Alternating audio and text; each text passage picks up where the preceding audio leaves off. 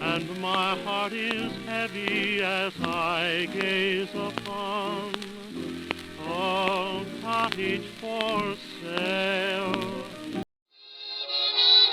There's an old curiosity shop.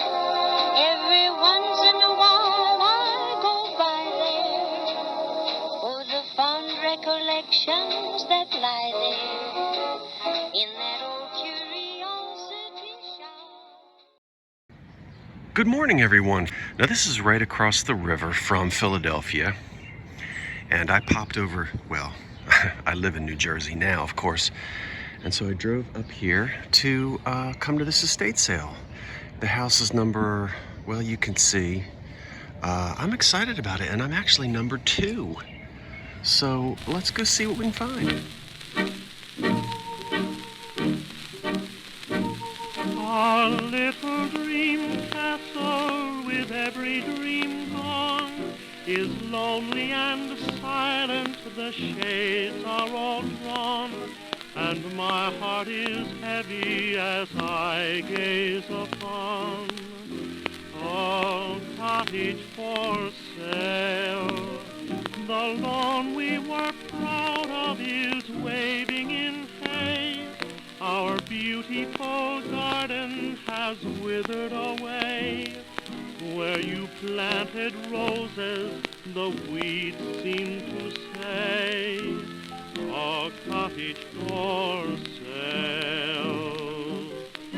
From every single window, I see your face. But when I reach a window, there's empty space. The keys in the mailbox the same as before, but no one is waiting for me anymore. The end of our story is told on the door, a cottage for sale.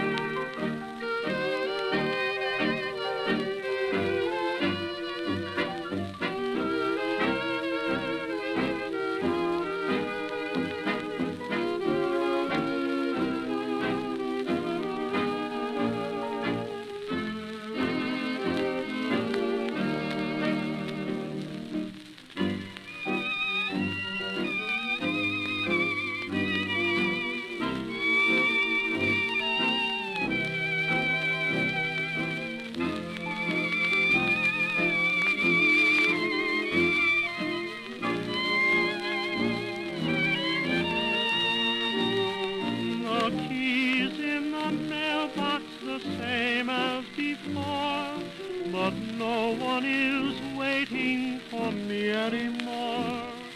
The end of our story is told on the door, a cottage for sale.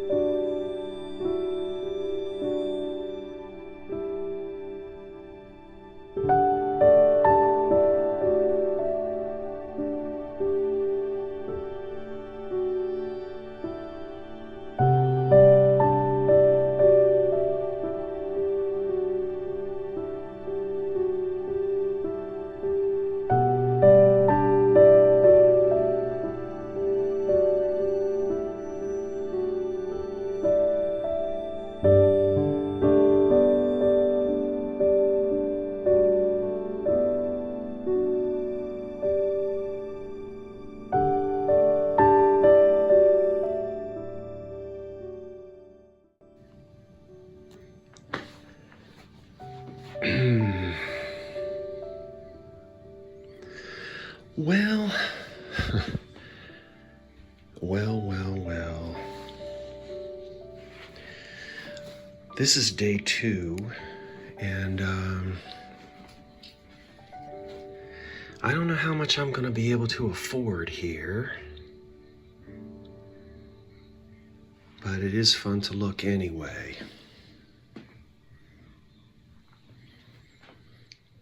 I'll try to let you see some of the prices.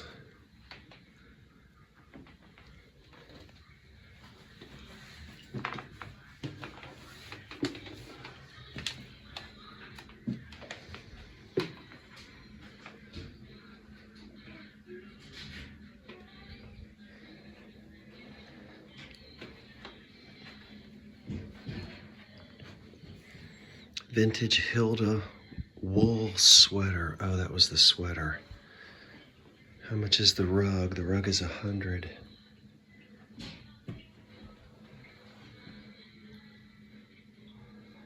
Nothing in the closet is for sale. And this old thing.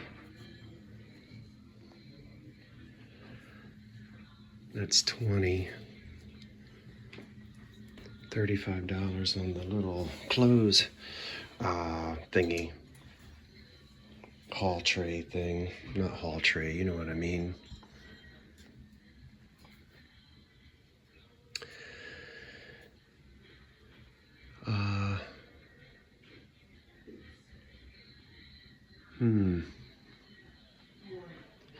As I said, it's a day 2, and they did say they were very busy yesterday.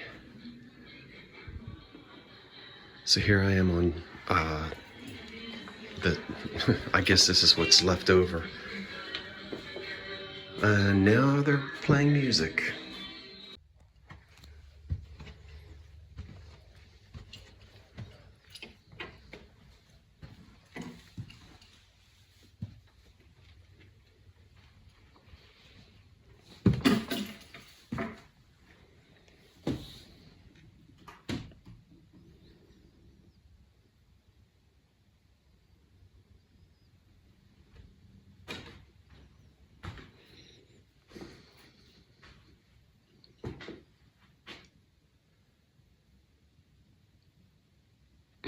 It's almost built like the inside of a ship. All of this pine, and it's never been painted. The house was built in the 1890s, and the garage looks like something that was built in the 1920s. And we're on the second floor of it. Wow. Do I need any old screens? My goodness, everywhere you go, there's a Lizzie Borden hatchet. And I shouldn't say that, because she was acquitted. And they found a hatchet, but they don't think it was the murder weapon, because it didn't have human blood on it. It had, I think, blood from a pig or a cow.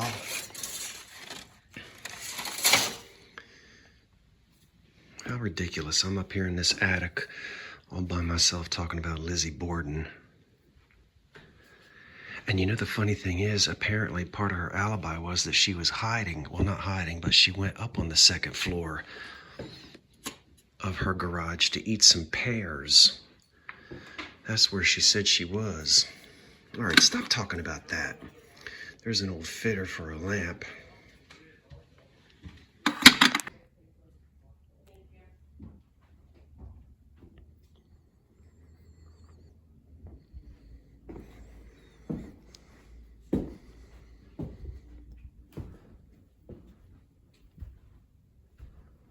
Wow.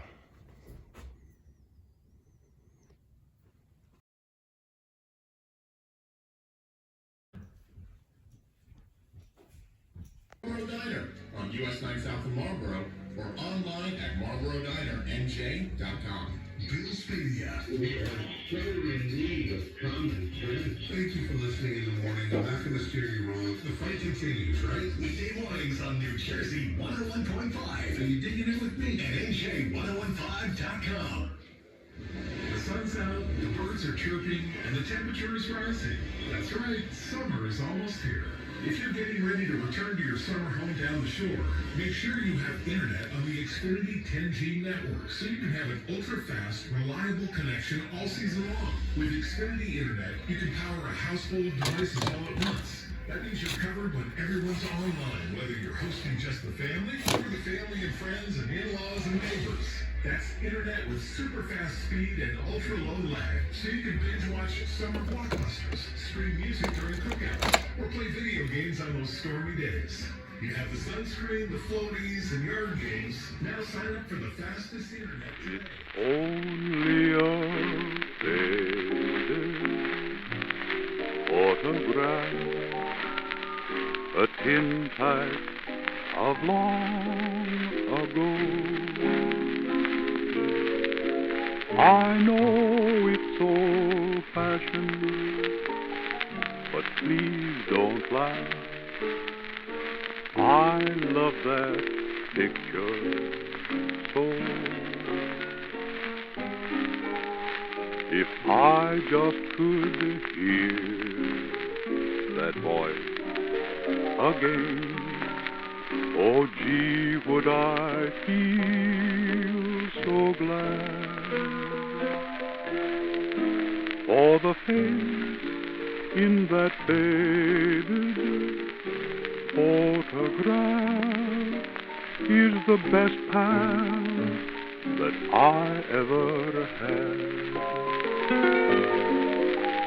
If I just could hear that voice again, oh gee, would I feel so glad. For the face in that faded photograph is the best pal that I ever had. The low 50s in the northwestern hills. As we look ahead to the end of the work week, we'll see blue skies tomorrow and a little bit of clouds mixing in on Friday. High temperature of 86, staying in the 70s at the shore, and then on Friday, 83 to 88. They have EPAT, which gets retained in as little as 3 5-minute sessions, and no prescription is needed to get started. Go to trinity-rehab.com. They have locations all over New Jersey. Isn't it time? And right now across New Jersey, Toms River's 58, Caldwell is 58, and Allentown is 61. Statewide average across New Jersey is 59. Fast traffic and instant weather every 15 minutes on New Jersey 101.5. New Jersey 101.5, our own radio station. New York, Philadelphia, proud to be New Jersey.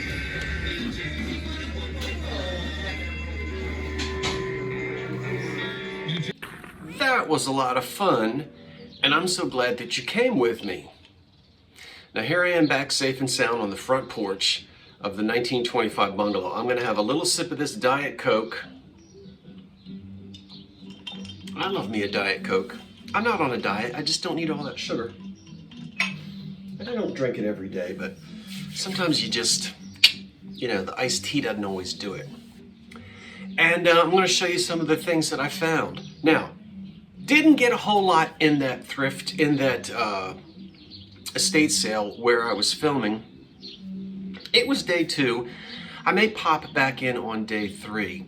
So you're really only going to see 1 or 2 things from that particular place. I did stop at a second hand store and pick up a few things as well on the way back. So I've got those to show you. But I am happy to say that even though I didn't film too much in the basement, I was able to purchase some things for my basement at that estate sale. But, metal shelving, and you don't need to see all that. Maybe a wooden workbench. The lady said, come back tomorrow afternoon and we'll see, because then they have to do a clean out and they have to lug it out of that basement anyway. So I might be able to get some good things, workbenches and some odd tools and some shelving, utilitarian things that I can use here in my home. So we'll see what happens. But from that estate sale, that lovely old house, I bought my first spittoon. This is an old one. It's opal glass, and it almost has a bluish, there's a little bit of a bluish tint to this glass. Now I can tell that this is old glass, and this it was probably for a woman. As you know, women did use spittoons, but it might not have been. It doesn't appear that it ever had painted flowers on it. It's not marked, but I thought that would be a neat addition. Maybe I'll use it out here on the porch. Haven't really decided yet, but good condition.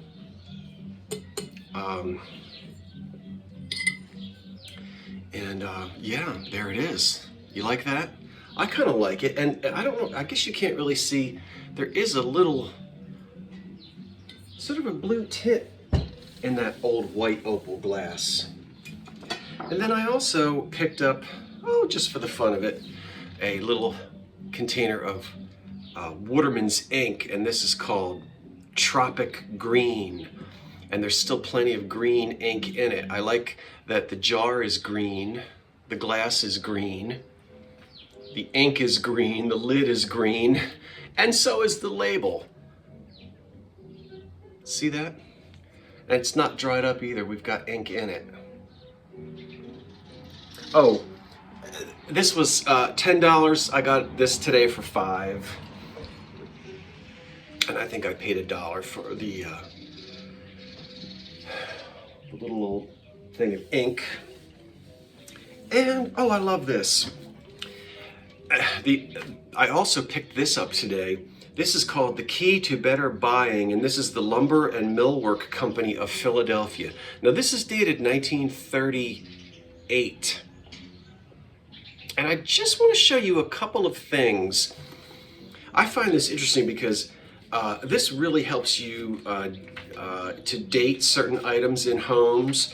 And there's a couple things in here that surprised me. One of the things that surprised me, if I can get to it quickly, is, well, I love these ironing board. That didn't surprise me.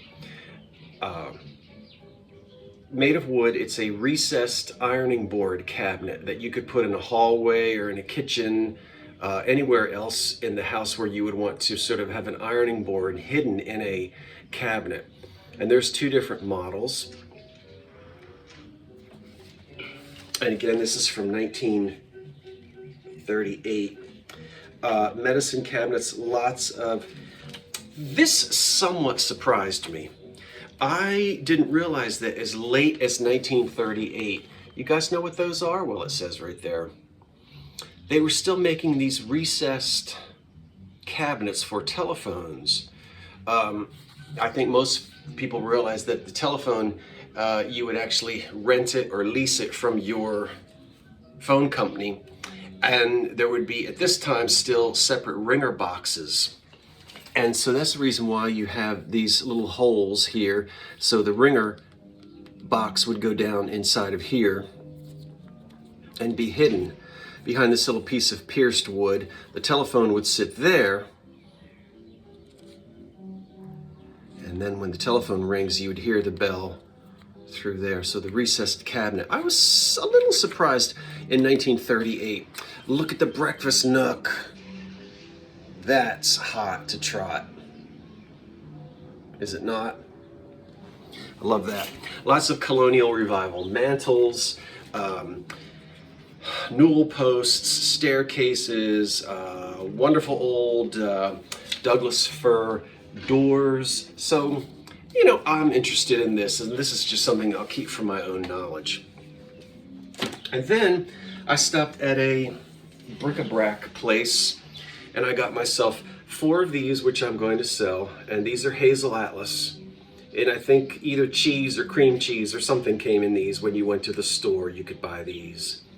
And this is actually a 1/2 pint Hazel Atlas. And then after you ate the contents, you had a little breakfast glass.